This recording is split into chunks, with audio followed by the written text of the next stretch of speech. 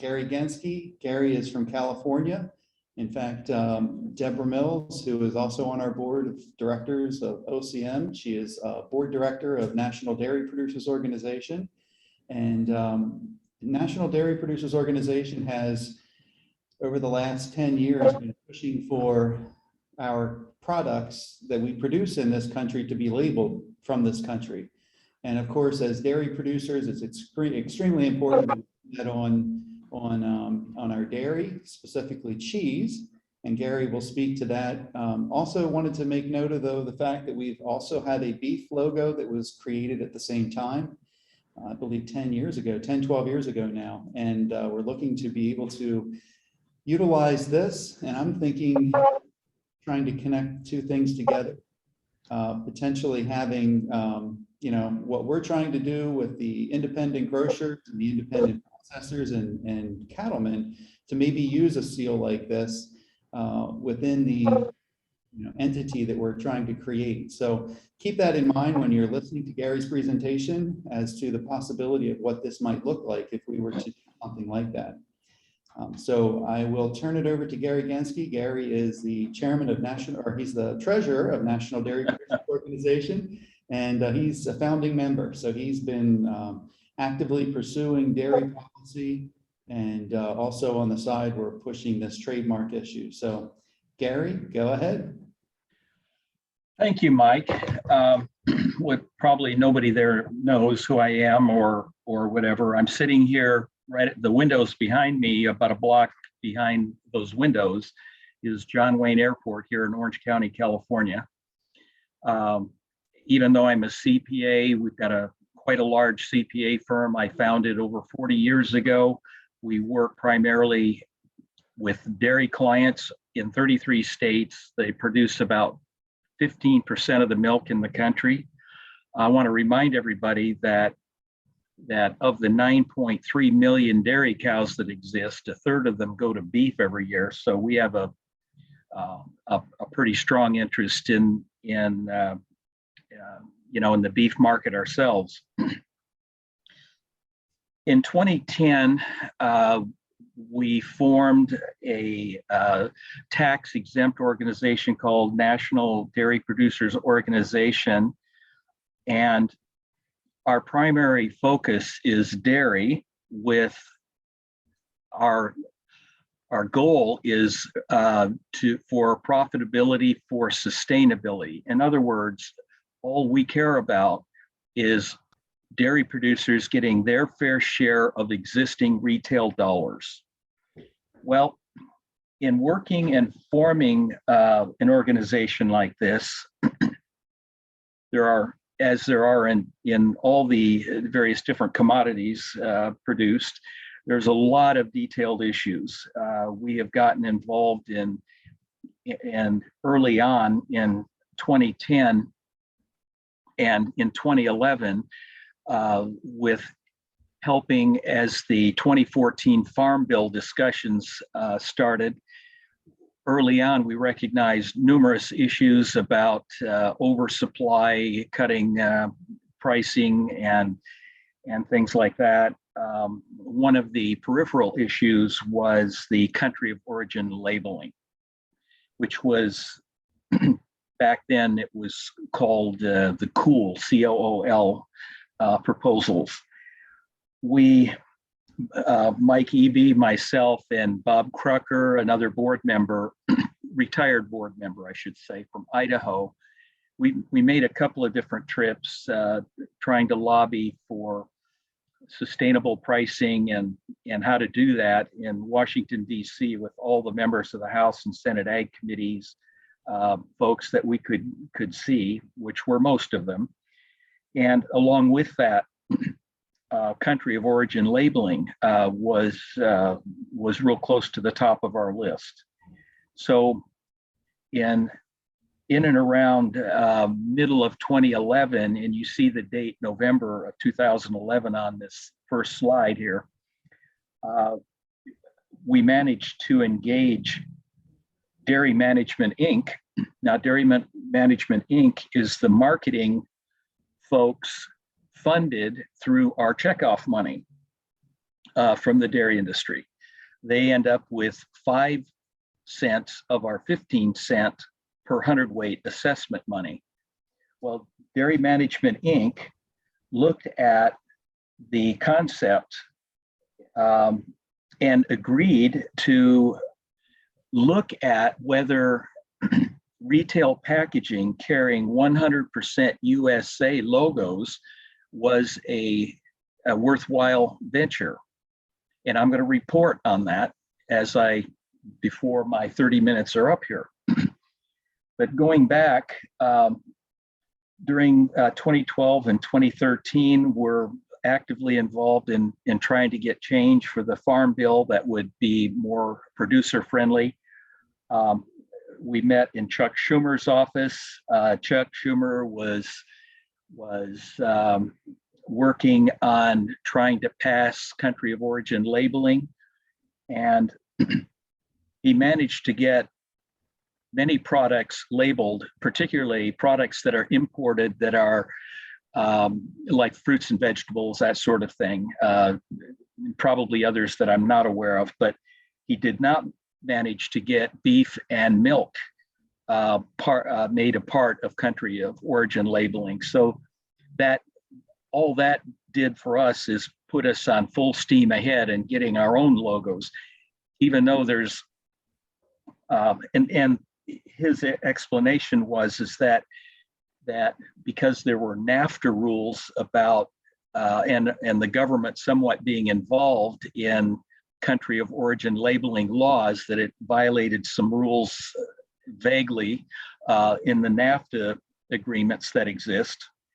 So we said, well, fine, if the government can't do it, we can label products at retail as producers ourselves.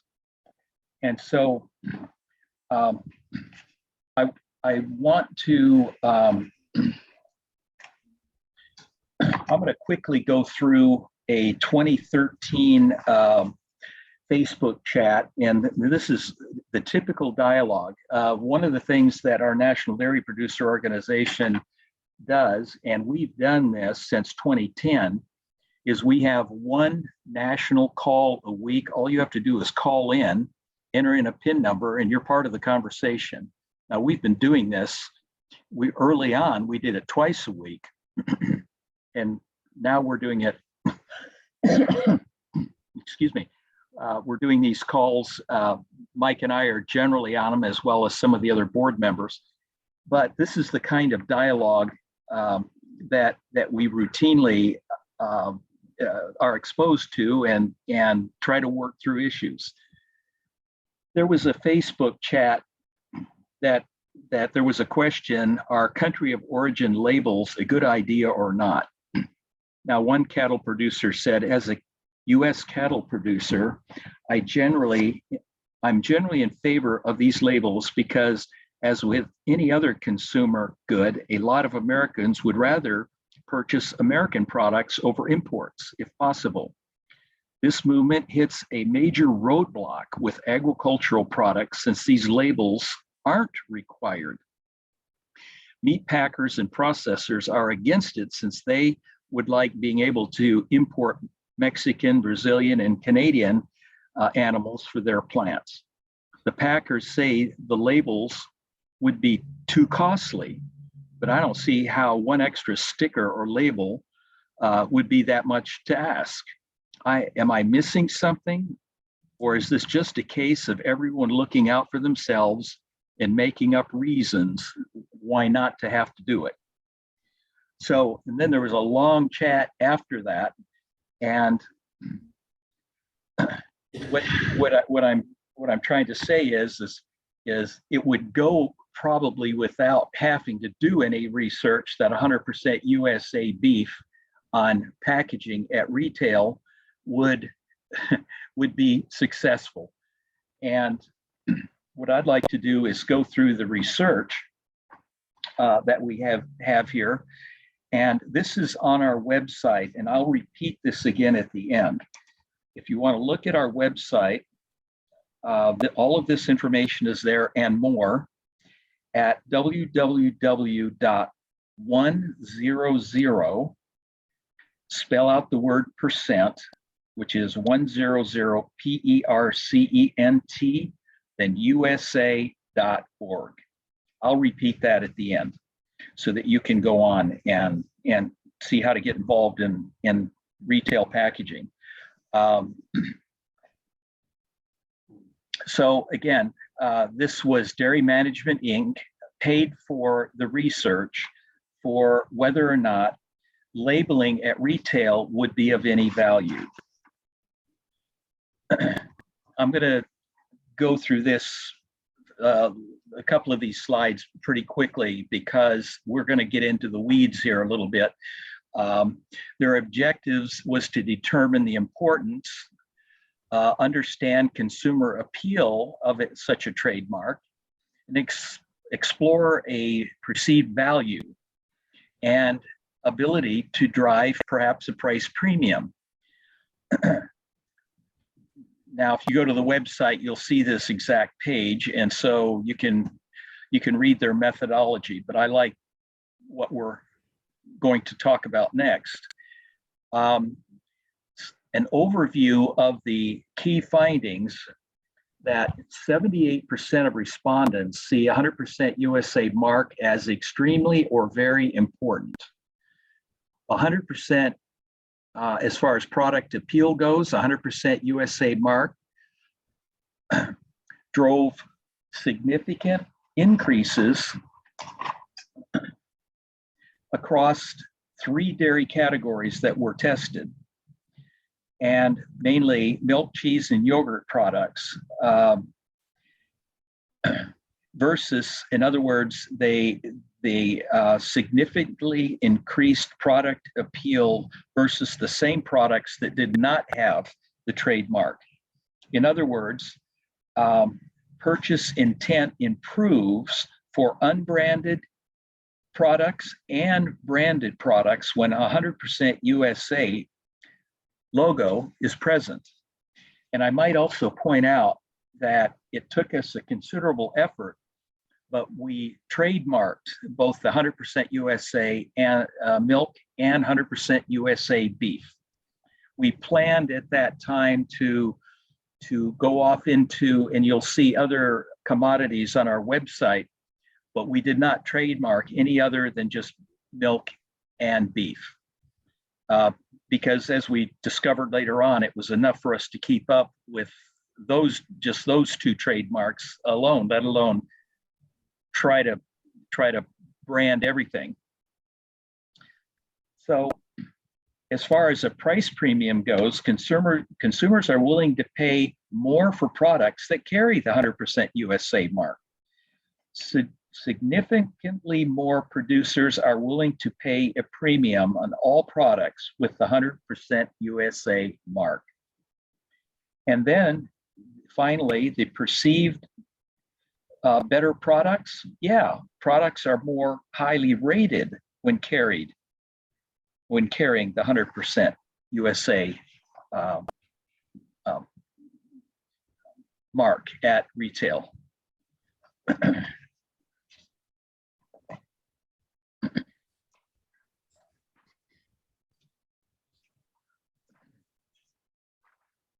Went the wrong way, didn't I?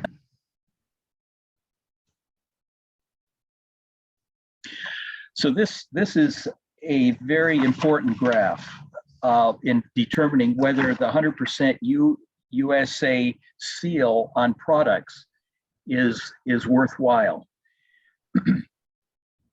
The importance of it, well, the researchers said 78% of respondents see 100% USA mark as extremely or very important. Well, I like to include not only the 40% extremely, the 38% very important, I like to include the 18% somewhat important, because some people don't know how to define very or extremely, but would include it in somewhat, which means that 95% of the people surveyed indicated that 100% USA mark at retail, trademark at retail, was somewhat to extremely important when making buying decisions.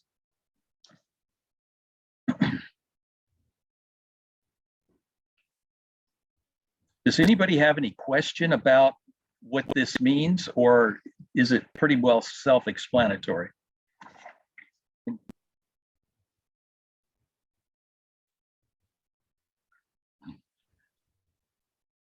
Silence is consent. So I'll go on to product appeal. So how did products appeal to customers when products carried a 100% trademark? So increases in product appeal across milk, cheese, and yogurt products versus the same product depicted without the 100% USA mark. For example, milk, 54%, their appeal of the product, 54% thought it was very relevant. On milk, yogurt's 44, and cheese is 40%. And smaller percentages didn't think it made any difference in their buying decisions.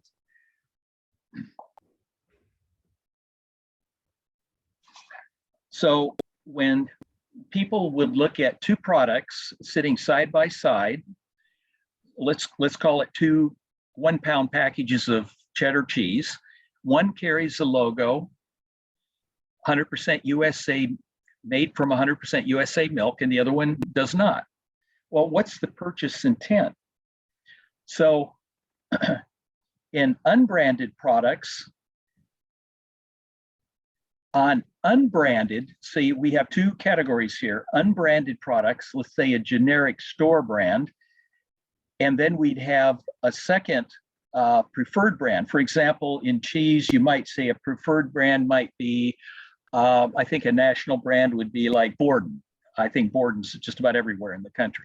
So the people that saw the product on a branded product, 73% felt it was of considerable value in selecting that brand. And the same occurred even in unbranded. Now, a lot of times you see cheese packages without an actual brand on them, but with that logo on it, 73% of the people that bought the unbranded, normally unbranded is a little bit less cost. But if they see the 100% USA and they have a choice, 73% thought the milk, well, and 52% of the cheese on the unbranded, and 67 thought it was a great idea in making their purchase intent. This is all significant.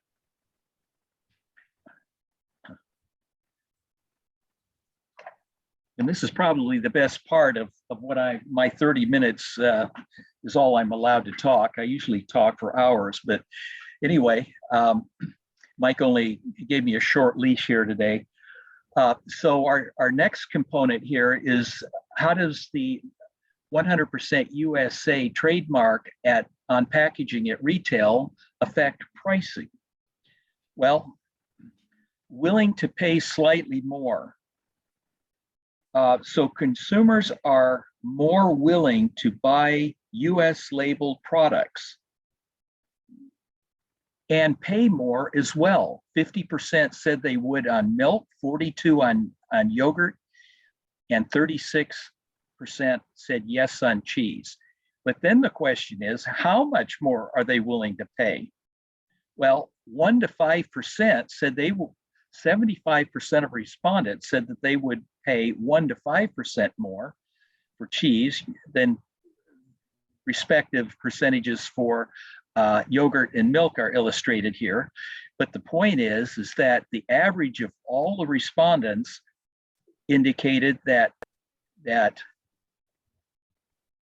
buyers would pay approximately 5% more with that logo, and over a comparable product sitting right next to it without the logo on it. And watch this, 16%, 3% of cheese buyers said they'd pay up to 16% or more for 100% USA trademarked logos at retail.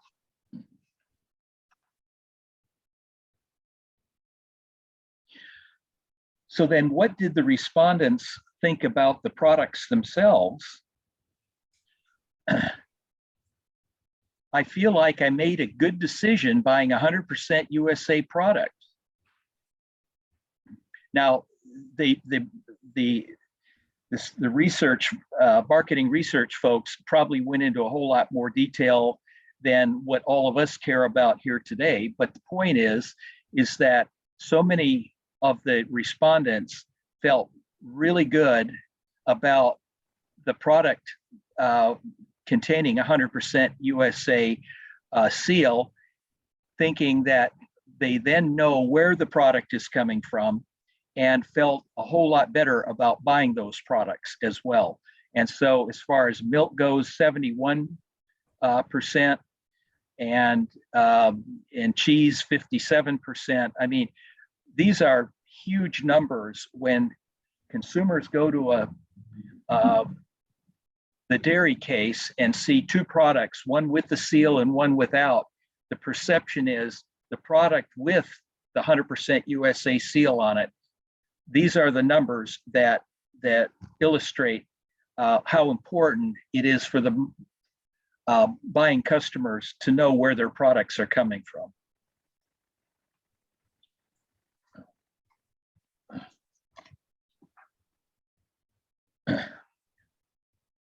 I did not, this presentation normally is given to dairy farmers, but I did not put the 100% USA beef seal on this particular slide, but I could have. But the whole point is food labels can be confusing and it's hard to know where products come from.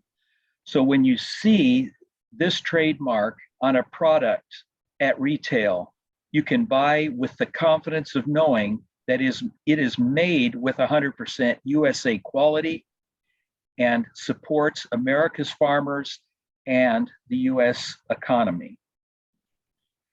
So how do you get this trademark would be the question. This is my final slide, by the way.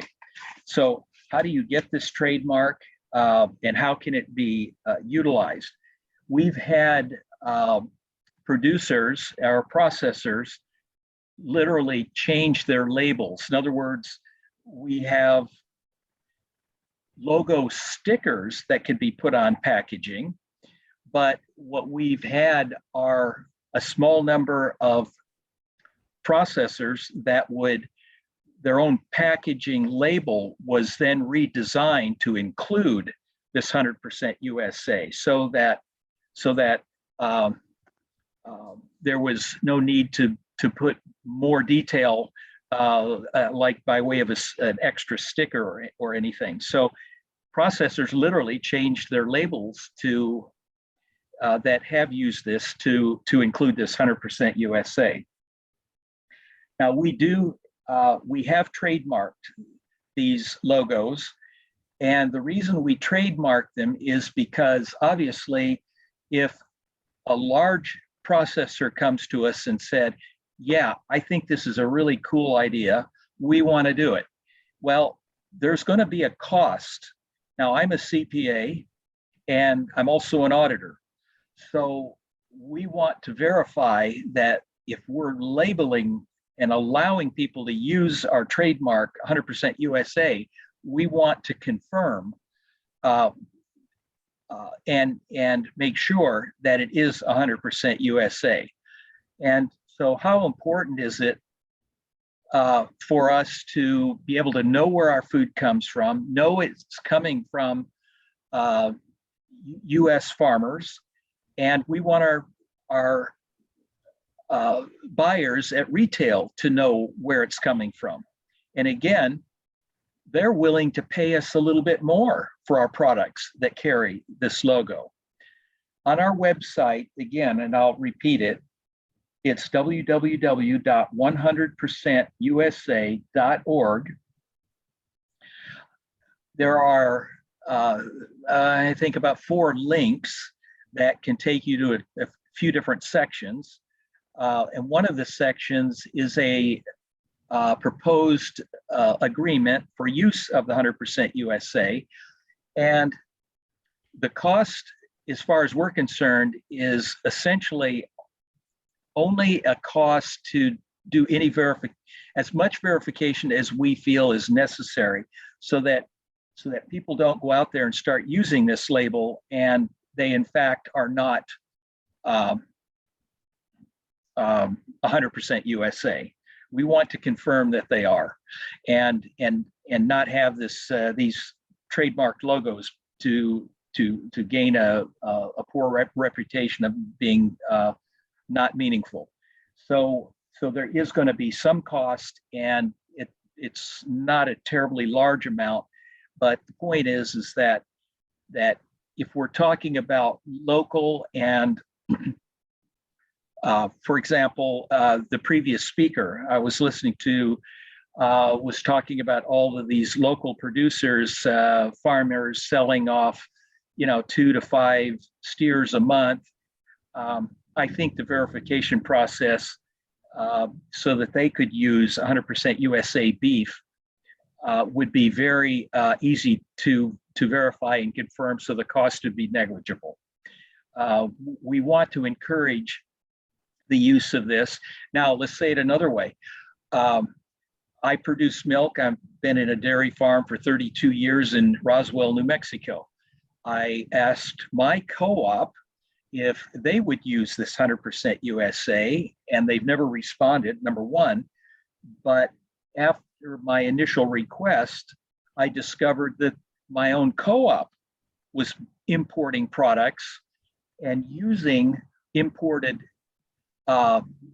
products in various different ways, so they would not even qualify to use 100% USA milk logo. That doesn't mean that we shouldn't use this, and everybody that can should use something like this. Consumers want to know where their products are. Today, I go into the grocery store. I'm not picking up things and putting them in a shopping cart. I'm looking at shelves and seeing what's on shelves. I look at fruits and vegetables. I can see where we have strawberries, a product of California, in one place, and I see strawberries, a product of Peru, in another place. Or I might go in and see some other product, for example, raspberries, a product of Mexico. And it's not to say they're not good or whatever, but again, I'm looking at what the country of origin labeling has passed through Congress, and I'm looking at those labels, and you better believe I do have a preference, and my preference is to buy only USA. Now, how would we like to get these logos for beef with such large amounts of beef coming in from these days, from what I understand, from Brazil? Okay, your industry has to organize and get these logos out there at retail, so that our beef can be sold at a premium and consumers know where their products are coming from, particularly beef and dairy. So that's what I'm here to talk about today, is beef and dairy. So Mike, that's my presentation. I probably ran over my 30 minutes, but is there anybody there with questions on how to use this? Mike is intimately involved with this market research as well. So Gary, I have a handheld mic. If you can hear me, can you hear my handheld mic? If not, I'll stand at the podium and repeat the question if you can't hear me. Okay, I can hear you. You're a little echoey, but I can hear you. Okay. Are there any questions for Gary?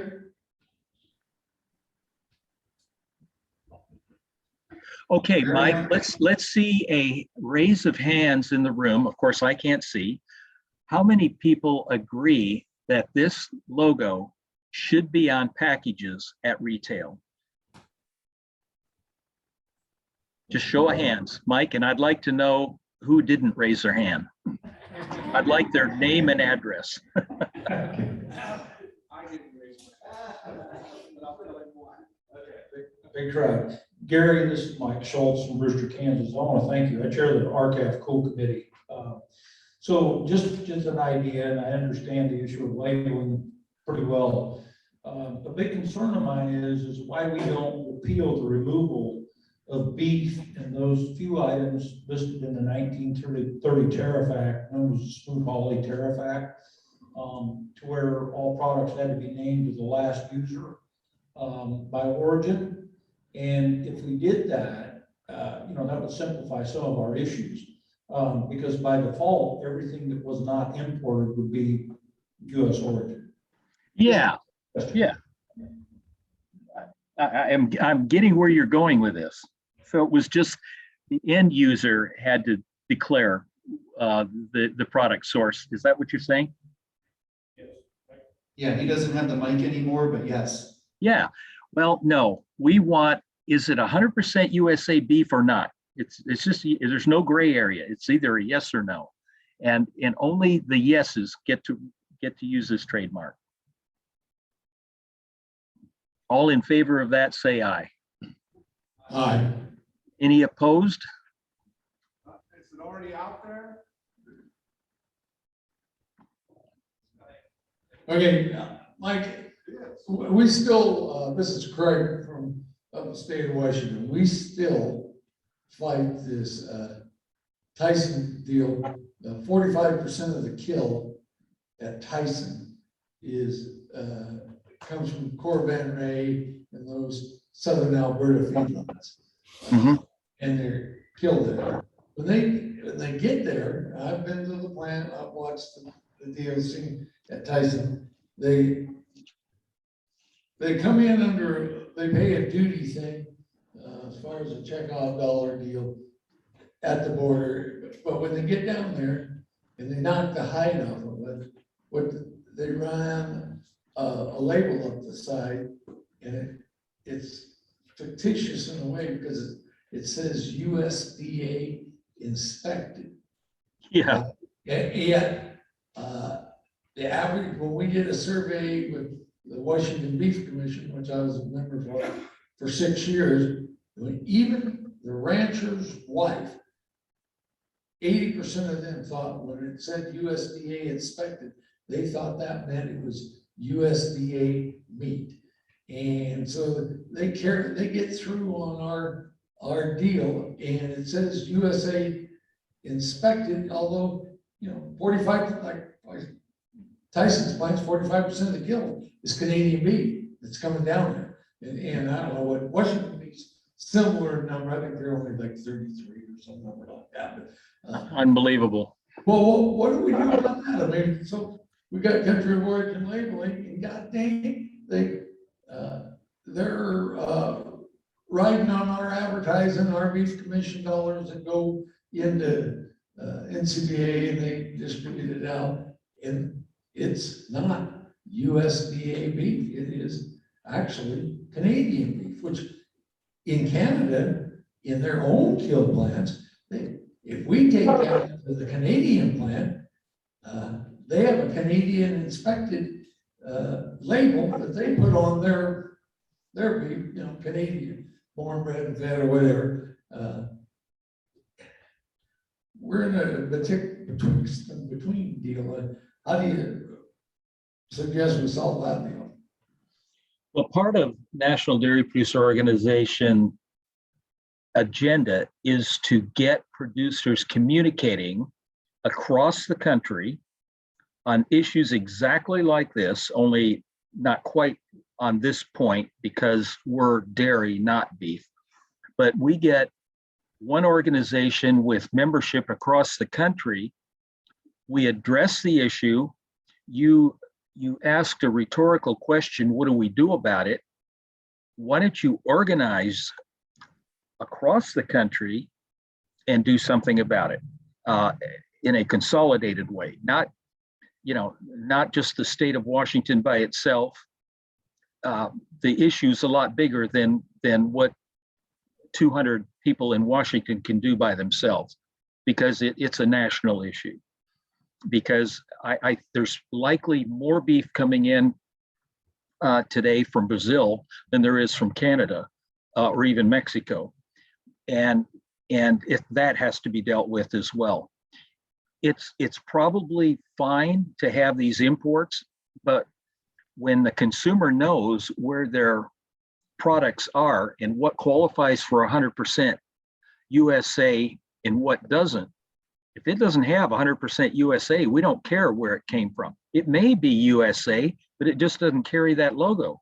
You better believe everybody that can qualify to use it will eventually want this logo on their products.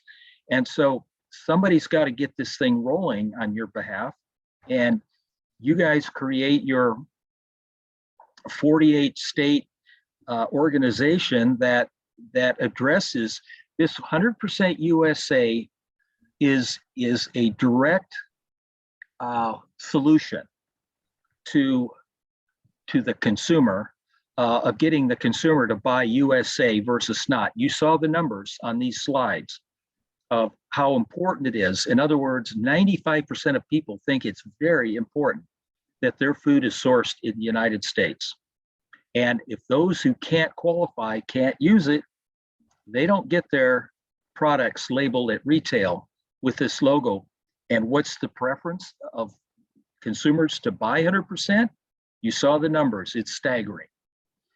So why aren't we doing this? Well, You just- if you saw, I don't know, you're old enough or whatever, to remember the BSE event. I mean, that cow that had BSE that was killed in Yakima, Washington, came right down, was unloaded at my sale yard, 30 miles south of the Canadian border, loaded back, matched up with a conglomeration of other people's cattle that we were collecting at the time, and went to Yakima, Washington, and was killed. That cow cost the U.S. producer literally billions of dollars. Agreed. And she was a Canadian origin cow.